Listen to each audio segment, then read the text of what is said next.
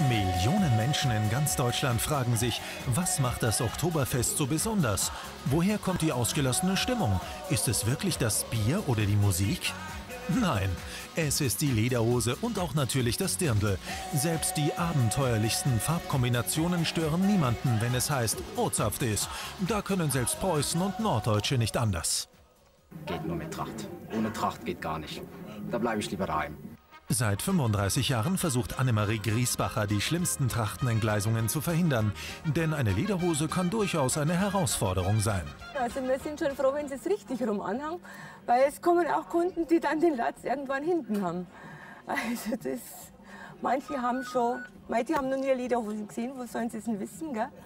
Daniel aus Leipzig hat die erste Hürde schon genommen. Der Latz ist jedenfalls vorne. Nur mit den vielen Knöpfen des ledernen Beinkleides hat er ein paar kleinere Probleme. Also die hast jetzt ein bisschen falsch geknöpft. Jetzt machst du die wieder auf, den da am Latz. Und dann kommt dieses Teil, wird da eingeknöpft. Und auch bitte den unteren Knopf immer zumachen mit. Einmal eingeweiht in die Geheimnisse der Lederhose, ist aus dem Sachsen fast schon ein echter Bayer geworden. Ich finde das eigentlich toll, weil wir immerhin das einzige Bundesland sind, das eine eigene Tracht hat. Und das ist doch dann schon irgendwie ein Kompliment auch für uns, dass uns alle nachahmen wollen. Auch andere Länder haben Trachten, aber was die Lederhose so besonders macht, hat Daniel noch nicht gemerkt. Ja, aber traditionsmäßig gehört sich das dazu, finde ich jetzt. Er merkt's aber gleich drauf, als Freundin Conny auf Tuchfühlung geht, noch bevor die Lederhose bezahlt ist. Hättest du gedacht, dass er so gut drin aussieht? Nee, sieht besser aus als vorher. Na, danke. Muss er das jetzt jeden Tag tragen? Ja. Diese Wirkung will auch Conny unbedingt ausprobieren und sucht sich stilsicher einen nicht ganz so traditionellen Zweiteiler im Landhausstil raus.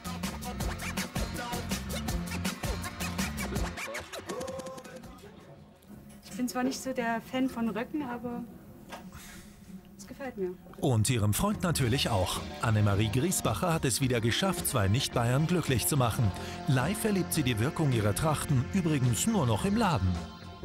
Ich würde schon ganz gern gehen. Ich bin eigentlich schon ein bisschen Oktoberfest-Fan, aber leider fehlt mir die Zeit dazu. Und abends sind wir einfach zu müde.